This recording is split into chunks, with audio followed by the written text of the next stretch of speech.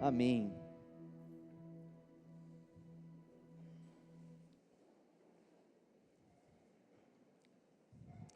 A maioria de vocês sabem, se você já passou aqui nas últimas semanas, você sabe que nós estamos numa série de mensagens chamado A Fé no Dia a Dia. Essa série é baseada no livro de Tiago, e a ideia de começar no primeiro capítulo, no primeiro versículo, a gente vai um por um até o final desse livro. Olhando aqui, eu reconheço a maioria. Eu confesso que está sendo mais e mais difícil conhecer todo mundo, mas eu sei que a maioria aqui declara a ter fé. A maioria aqui declara a ter fé em Jesus Cristo como seu Senhor e Salvador. Muitos, se não a maioria, declaram a acreditar, a ter fé que a Bíblia realmente é a palavra do Senhor, revelado para nós por Deus, para conhecer quem Ele é e aquilo que Ele quer das nossas vidas. Muitos declaram a ter fé. Isso é muito bom, maravilhoso. Espero que todos declaram isso. Mas a pergunta que eu tenho para você é: será que o seu estilo de vida, ou seja, os seus pensamentos, as suas atitudes, as suas palavras, as suas ações, as suas reações são compatíveis com a fé que você declara a ter? A verdade é que muitos dentro das igrejas hoje declaram uma coisa, declaram ter fé, mas as suas vidas não refletem essa fé que declaram. A genuinidade da nossa fé é realmente provada pela forma com que nós vivemos a nossa vida no dia a dia. A nossa fé é provada ou desprovada cada dia, da forma com que nós vivemos dentro dos nossos lares, aonde trabalhamos, com os amigos lá fora, em público, e realmente, talvez, especialmente, quando estamos sozinhos. Na verdade, é um conceito muito simples. Você é chamado para viver de acordo com a fé que você professa. Mais uma vez, você é chamado de viver todos os dias, em todas as situações, você é chamado de viver de acordo com a fé que você professa. Até agora, nessa série, nós temos meditado nos primeiros 21 versículos desse capítulo. Convido a igreja a abrir as suas Bíblias no livro de Tiago, capítulo 1, só para a gente voltar e lembrar tudo aquilo que a gente já tem falado até agora. Eu gostaria de ler esses primeiros versículos com vocês, e assim a gente vai avançar para os versículos 22 a 25 hoje à noite. Então, Tiago capítulo 1, começando no versículo 1.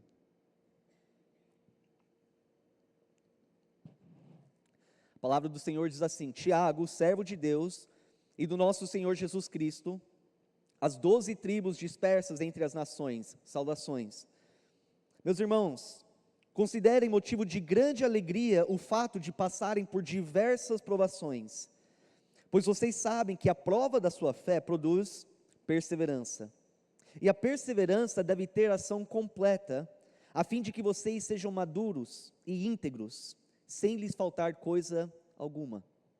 Se alguém de vocês tem falta de sabedoria, peça a Deus, que a todos dá livremente de boa vontade, e lhe será concedida. Peça, porém, com fé, sem duvidar, pois aquele que duvida é semelhante à onda do mar, levada e agitada pelo vento. Não pense tal pessoa que receberá coisa alguma do Senhor, pois tem mente dividida e é instável em tudo o que faz. O irmão de condição humilde deve orgulhar-se quando estiver em elevada posição, e o rico deve orgulhar-se caso passe a viver em humildade, porque o rico passará como a flor do campo, pois o sol se levanta, traz o calor e seca a planta, cai então a sua flor e a sua beleza é destruída. Da mesma forma o rico murchará em meio aos seus afazeres. Feliz é o homem que persevera na provação, porque depois de aprovado receberá a coroa da vida, que Deus prometeu aos que o amam. Quando alguém for tentado, jamais deverá dizer: estou sendo tentado por Deus, pois Deus não pode ser tentado pelo mal e a ninguém tenta. Cada um, porém, é tentado pelo próprio mau desejo, sendo por este arrastado e seduzido. Então esse desejo, tendo concebido, dá à luz o pecado, e o pecado, após ter se consumado, gera a morte. Meus amados irmãos, não se deixem enganar. Toda boa dádiva e todo dom perfeito vem do alto, descendo do Pai das luzes, que não muda como sombras inconstantes. Por sua decisão, Ele nos gerou pela palavra da verdade, a fim de sermos como que os primeiros frutos de tudo que Ele criou. Meus amados irmãos, tenham isso em mente. Sejam todos prontos para ouvir, tardios para falar e tardios para irar-se, pois a ira do homem não produz a justiça de Deus. Portanto, livrem-se de toda impureza moral e da maldade que prevalece, e aceitem humildemente a palavra implantada em vocês, a qual é poderosa para salvá-los. Na semana passada, chegamos até aqui. Hoje vamos partir para o versículo 22. Sejam praticantes da palavra e não apenas ouvintes, enganando-se a si mesmos. Aquele que ouve a palavra, mas não a põe em prática, é semelhante a um homem que olha a sua face num espelho, e depois de olhar para si mesmo, sai e logo esquece a sua aparência. Mas o homem que observa atentamente a lei perfeita, que traz a liberdade, e persevera na prática da lei, não esquecendo o que ouviu, mas praticando-o, será feliz naquilo que fizer. Trecho maravilhoso, muito prático. Um dos aspectos mais fundamentais da fé cristã, a fé que nós professamos, é a crença de que a Bíblia realmente é a inerrante palavra do Senhor. Se você é um cristão, você deve crer nisso, com uma convicção profunda, que a palavra de Deus realmente é a inerrante, ou que a Bíblia é a inerrante palavra do Senhor, e que ela é a autoridade final em relação a tudo que eu e você, tudo que precisamos saber sobre quem Deus é, como Ele é, quem é a humanidade e qual é a forma com que nós devemos viver as nossas vidas aqui na terra. A Bíblia é algo absolutamente incrível. É uma coleção de 66 livros. 66 livros que foram escritos em 3 línguas diferentes. Foram escritos em 3 países diferentes. Num período de aproximadamente 1.500 anos. Escrito por mais ou menos 40 autores diferentes, que viveram em épocas diferentes, culturas diferentes, contextos diferentes. A maioria dos autores não se conheciam.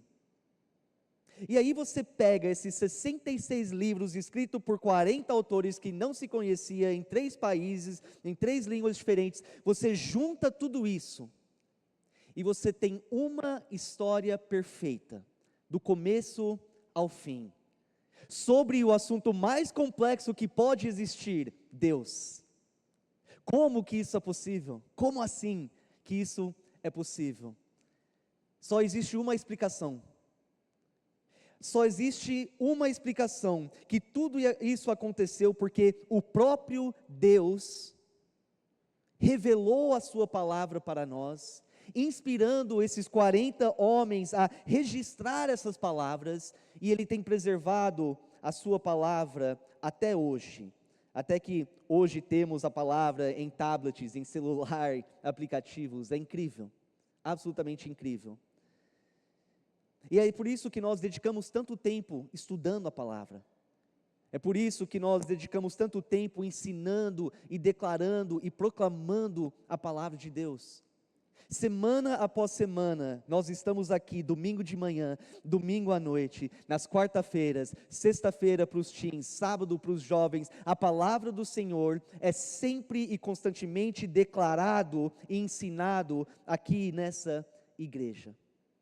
E eu creio que a maioria de vocês estão aqui, porque você realmente tem um gosto muito forte, você ama ouvir a palavra de Deus ser pregado, ser ensinado. Talvez um pouco mais ou menos, dependendo do pregador, mas, brincadeira gente, só o Léo que entendeu essa.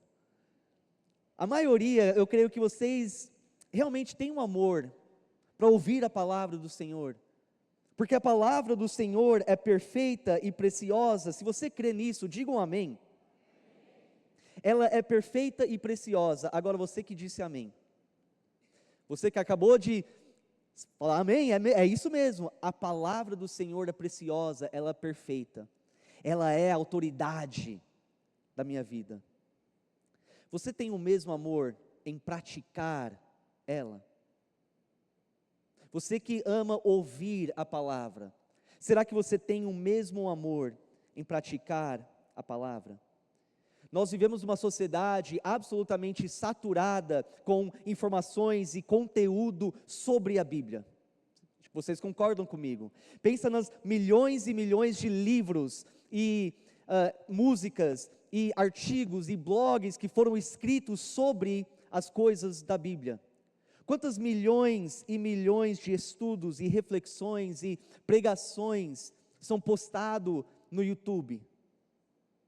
A quantidade de informação que nós temos hoje em relação à Bíblia é absolutamente inestimável. E por que tem tanta informação? Por que tem tanto conteúdo? Porque tem uma grande demanda. As pessoas querem ouvir, as pessoas querem aprender, as pessoas querem adquirir esse conhecimento. Muitos adoram ler a sua Bíblia, muitos adoram ouvir a palavra ser proclamado e explicado, mas quantos realmente amam e anseiam a colocar a palavra de Deus em prática na sua vida diariamente? Ler a palavra é essencial. Adquirir conhecimento é fundamental para a sua vida.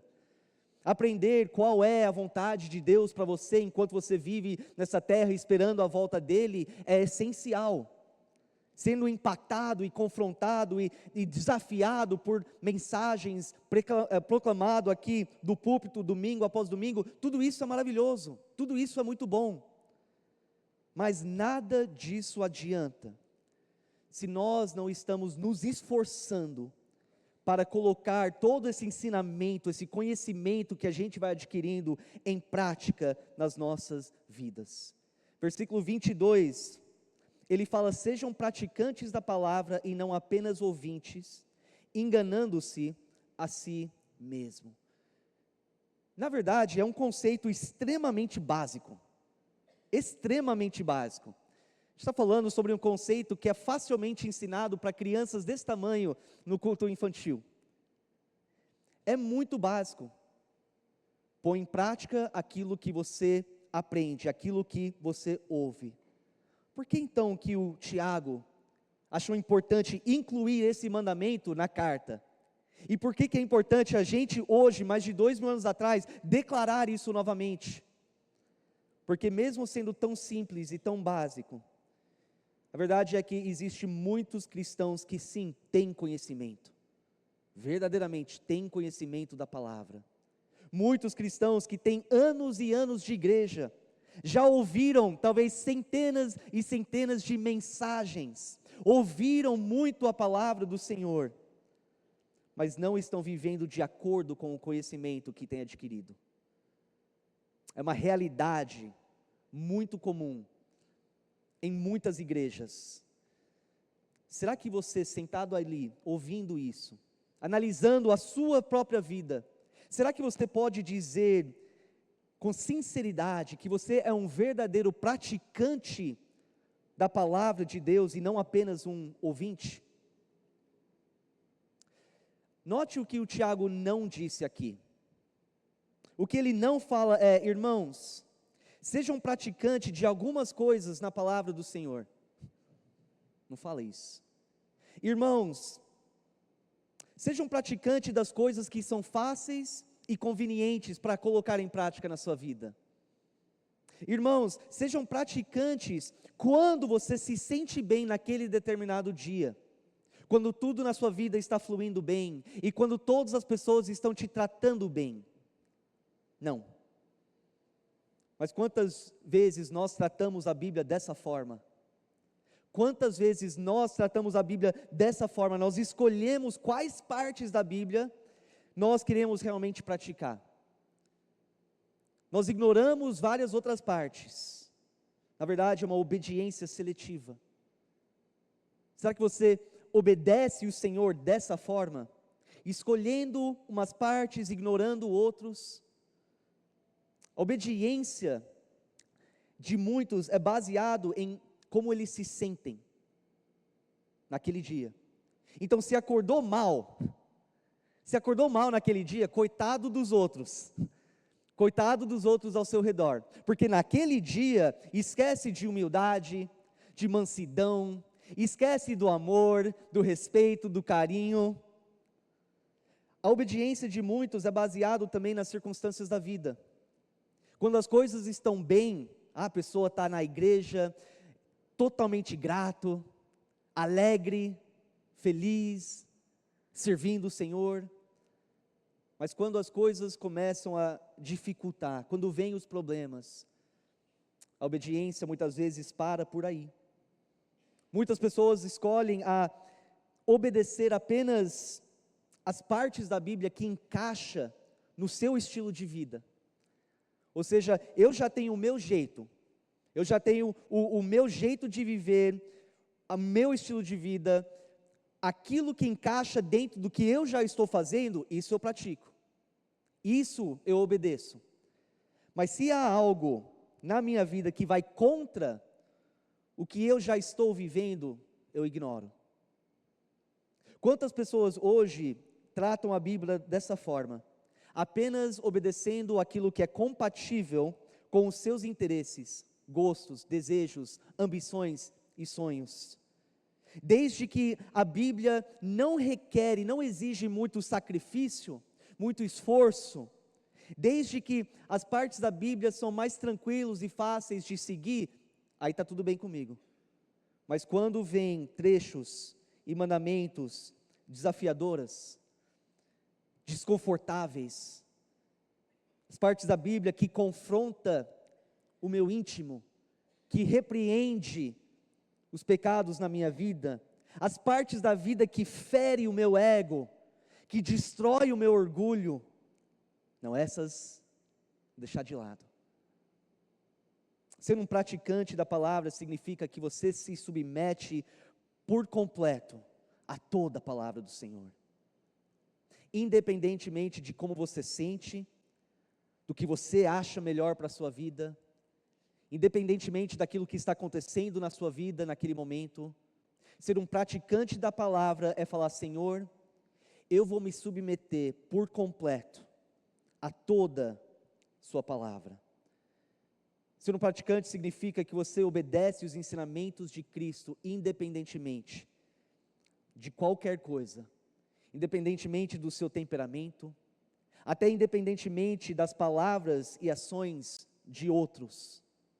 Quantas vezes nós determinamos a nossa obediência baseado naquilo que os outros fazem para conosco, que os outros falam, do jeito que os outros nos tratam?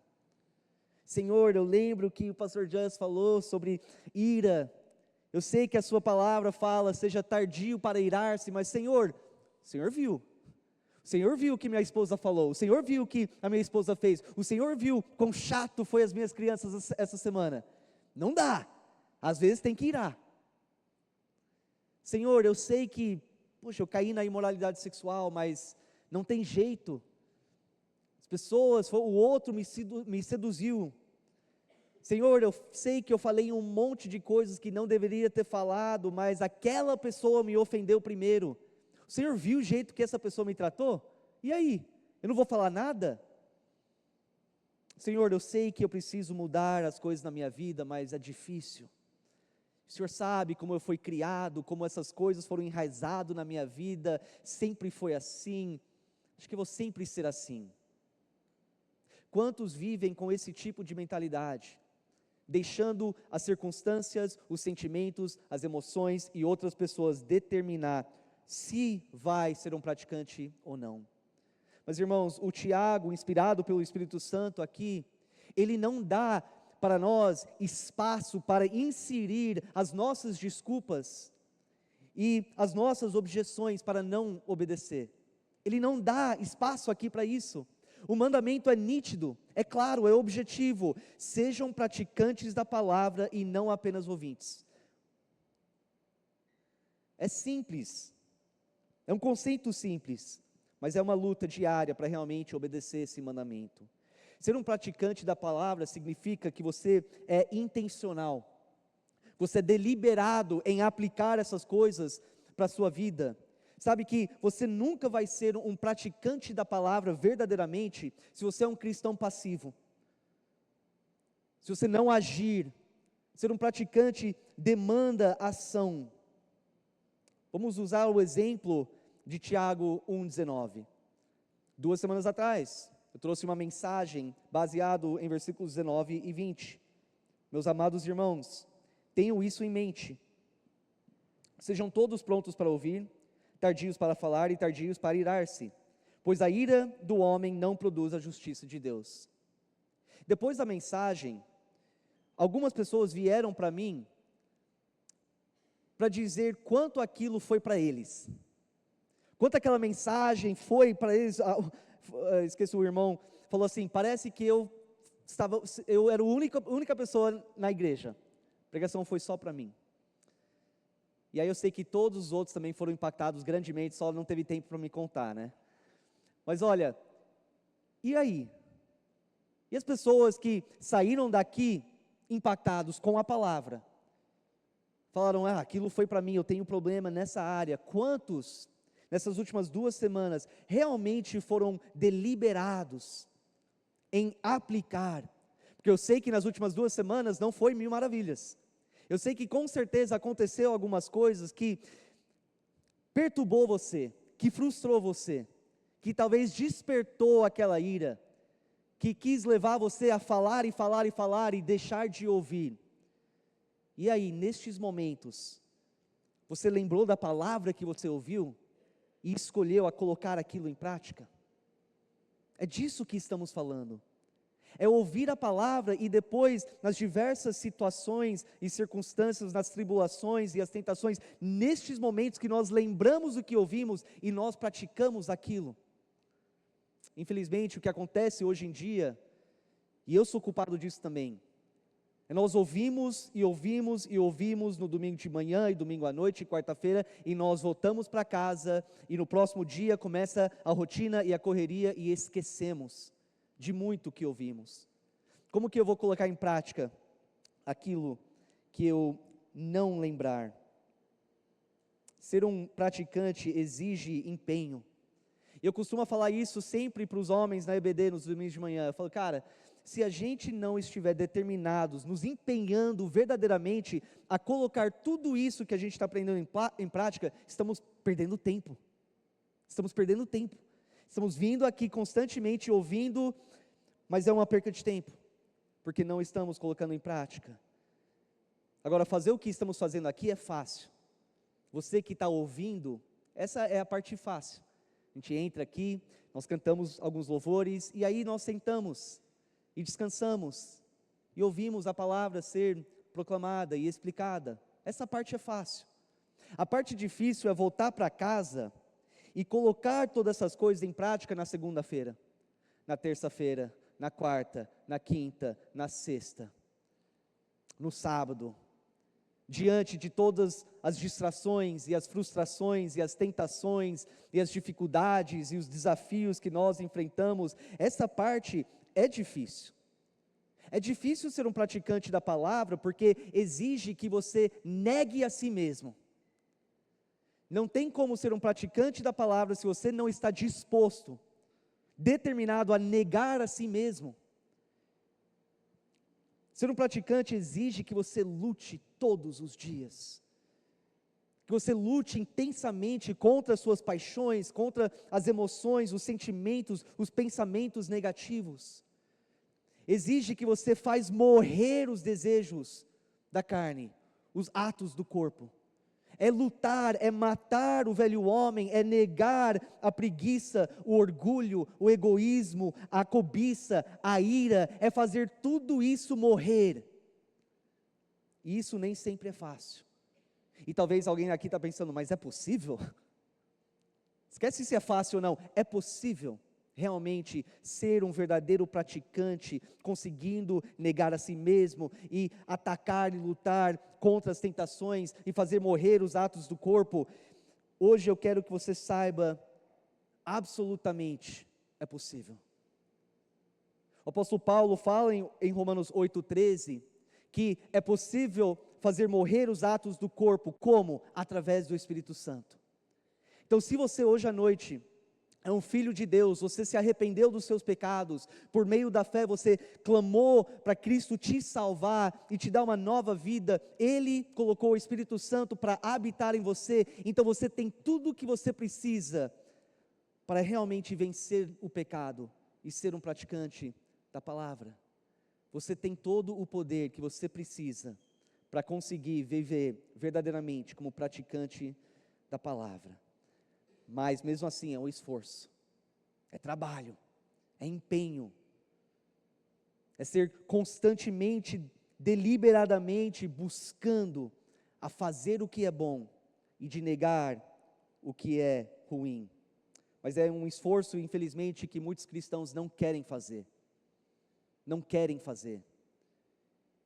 Eles preferem vir semana após semana e ouvir, e ouvir, e ouvir.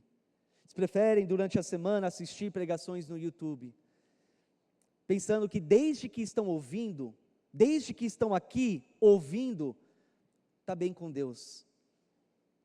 Desde que eles não perdem um culto, um estudo, desde que estão fazendo um devocional em casa, está tudo certo.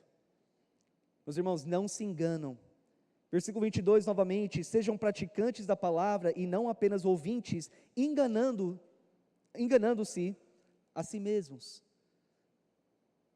No final das contas, você não será julgado baseado em quanto você ouviu. Você não vai ser julgado baseado em quanto você ouviu, em quanto conhecimento você adquiriu ao longo da sua vida. Não, você será julgado por aquilo que você fez com o conhecimento que você adquiriu, de como você viveu a sua vida à luz daquilo que você ouviu ao longo da sua vida. Você pode ser um especialista na teologia, um expert nas doutrinas de Cristo, saber muito bem como debater os diversos tópicos polêmicos dentro do cristianismo. Você pode ter esse conhecimento, mas se você não pratica o que você conhece, você está apenas enganando-se a si mesmo. Olha o versículo 23 e 24. Aquele que ouve a palavra, mas não a põe em prática, é semelhante a um homem que olha a sua face num espelho, e depois de olhar para si mesmo, sai e logo esquece a sua aparência. Para que nós utilizamos o espelho? Resposta é simples, para a gente chegar a cada dia, olhar no espelho, analisar a nossa aparência, ver se está tudo certinho. Porém, o espelho não serve apenas para você olhar e analisar, apesar de que tem alguns que gostam de ficar no espelho se olhando, não vou citar nomes. Tiago, não? Meu cunhado, eu tenho essa liberdade. Depois que nós olhamos no espelho e nós verificamos a nossa aparência, a ideia é que nós agimos. Você olhou, você analisou e você age de acordo com aquilo que você viu. Então, geralmente, quando a gente vai sair para algum lugar, a gente veste, coloca uma roupa para sair, e aí a gente vai para o espelho, certo? A gente vai para o espelho, analisa, o cabelo está um pouquinho desarrumado, essa roupa aqui não está combinando, vou ter que trocar de roupa, pegar o pente, trocar de roupa, tem alface no meio do dente aqui. Bom, eu sei o que precisa ser ajustado, o que precisa ser arrumado. Só que imagina se na hora que eu saio para pentear o cabelo, para trocar de roupa, para tirar o alface do meio do dente, imagina que na hora que eu sair, eu esqueço. Eu esqueço que o cabelo está desarrumado, eu esqueço que a roupa está tudo amassado, não combina. Eu esqueço do alface do dente e eu saio para a rua. Como é que fica? Uma vergonha. Ficamos envergonhados, apesar de que alguns fazem isso e estão nem aí, né? Também não vou citar nomes. A gente entende que ao olhar para o espelho, nós não somente analisamos, nós agimos para remover, para limpar, para arrumar, para ajustar, para mudar o que precisa ser mudado, para retirar ou para acrescentar.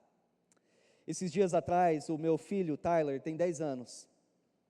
Ele resolveu fazer uma série de tentativas, de pegadinhas comigo. Ele achou que seria legal, ele pegar o pai, fazer uma zoeira.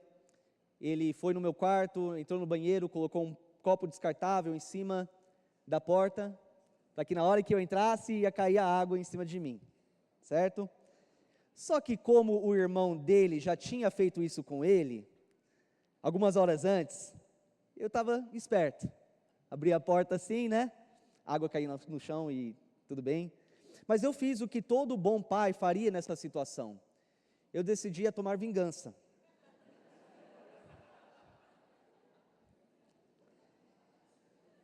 Então, 3 horas da manhã, eu subi no beliche com uma caneta. E eu desenhei sobrancelha aqui no meio para unir. Um pouquinho de pelo aqui embaixo. Um bigode. Só que assim, enquanto eu desenhava o bigode, a parte mais sensível, ele se mexendo assim, ele acordou. Lá eu estava, o pai dele na frente assim, 3 horas da manhã.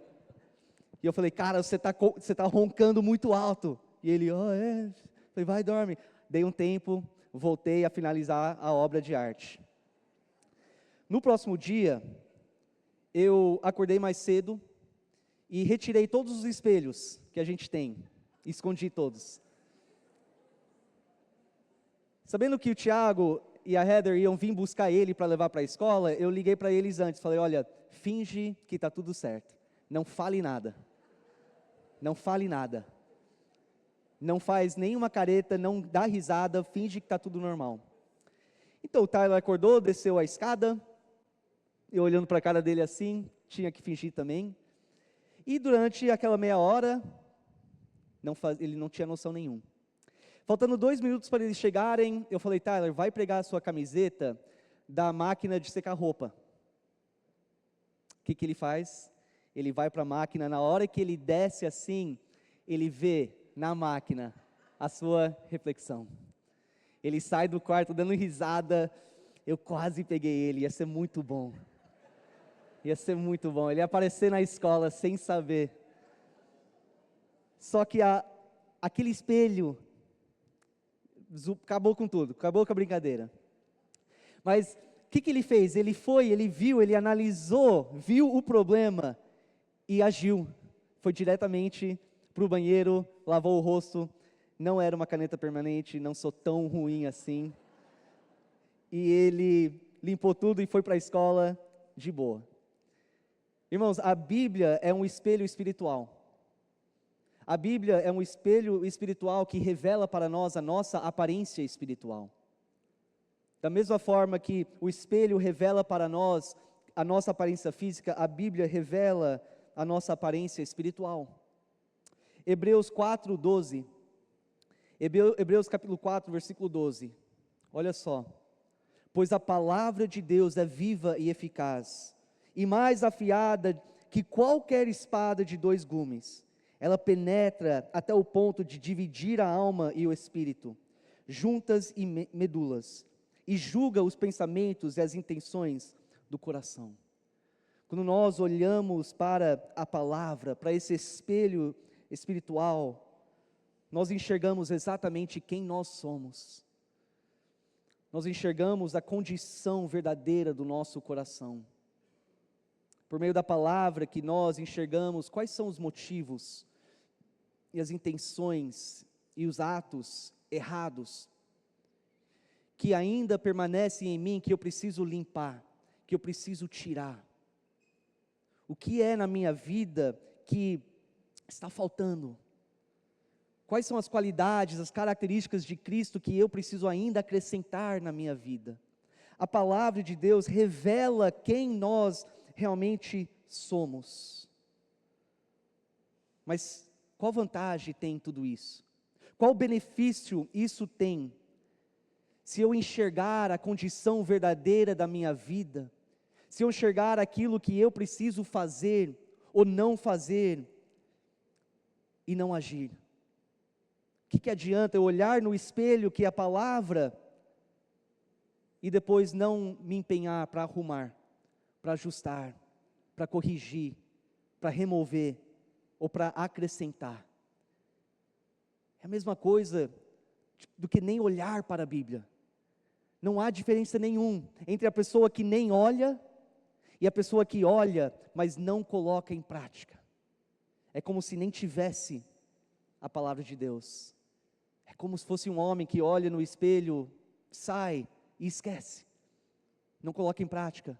É como se ele nem tivesse um espelho, porque não tem efeito nenhum. Vamos finalizar com o último versículo do capítulo de Tiago. Mas o homem que observa atentamente a lei perfeita, que traz a liberdade, e persevera na prática dessa lei, não esquecendo o que ouviu, mas praticando-o, será feliz naquilo que fizer. Irmãos, a palavra do Senhor é absolutamente poderosa. Ela é poderosa para libertar o homem do pecado. Ela é poderosa de libertar o homem de um sistema religioso frio e vazio.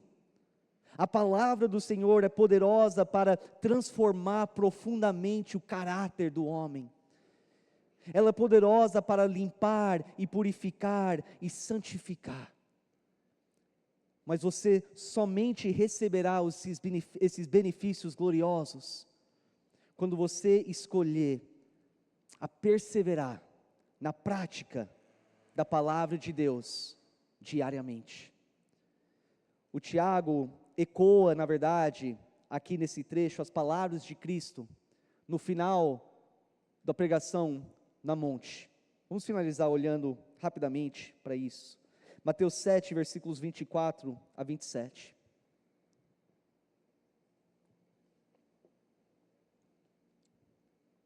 Enquanto você está abrindo, o importante aqui é o contexto.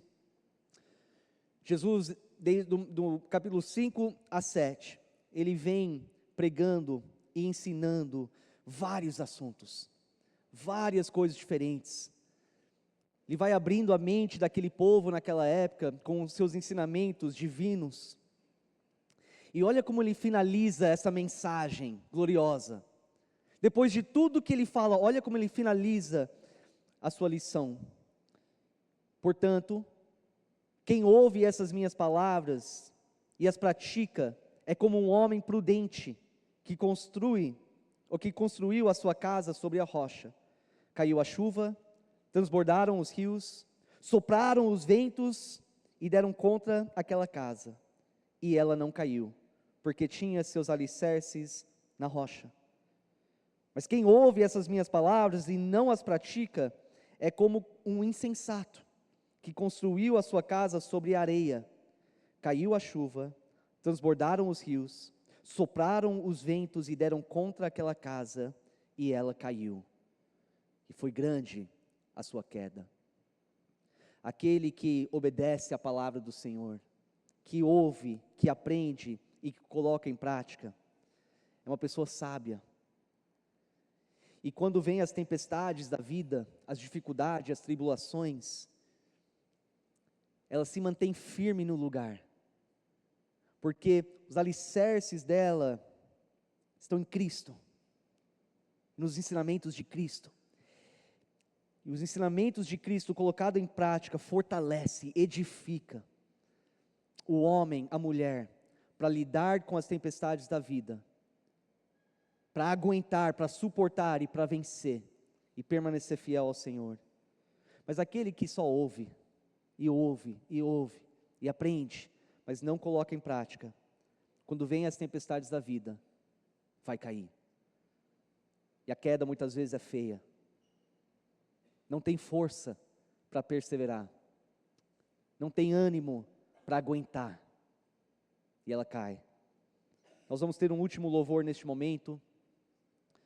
Eu pedi para você analisar a sua vida hoje, enquanto você ouvia essa mensagem. Talvez você é uma pessoa aqui que fala, cara, eu sei que Deus está me chamando para fazer mais, para praticar mais, Ele quer mais de mim, mas até agora eu não tenho praticado aquilo que Ele quer de mim. Talvez você está aqui hoje e você fala, eu sou aquela pessoa que fico dando desculpas. Eu sei que eu preciso obedecer, mas tem muitas áreas da minha vida que eu ainda não estou obedecendo. Tem muita sujeira ainda que precisa ser limpado. Tem coisas na minha vida que eu preciso remover. Tem coisas na minha vida que eu preciso acrescentar. Convido você a falar com o Senhor nessa noite. Pede para Ele te dar a força e o poder que vem pelo Espírito Santo para fazer morrer os atos do corpo e ter a força para se empenhar em acrescentar as qualidades de Cristo para a sua vida.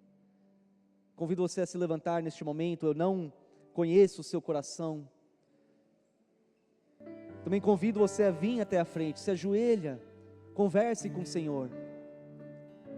Se você precisa interceder por alguém, faça isso. Aproveita este momento antes da gente sair, para poder conversar com Ele, expressar o teu coração e deixar Ele trabalhar e agir na sua vida, enquanto nós cantamos.